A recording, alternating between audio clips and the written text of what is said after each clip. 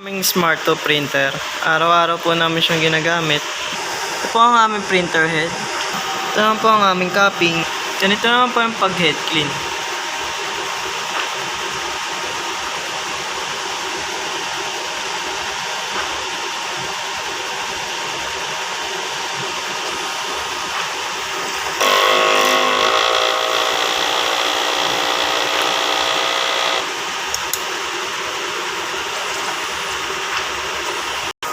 Ito naman po ang aming nozzle check.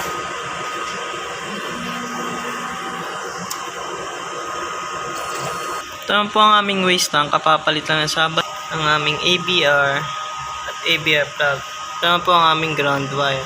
Ito naman po yung ink stock namin. Ito naman po sa nagamit ko sa Cyan. Magenta, yellow,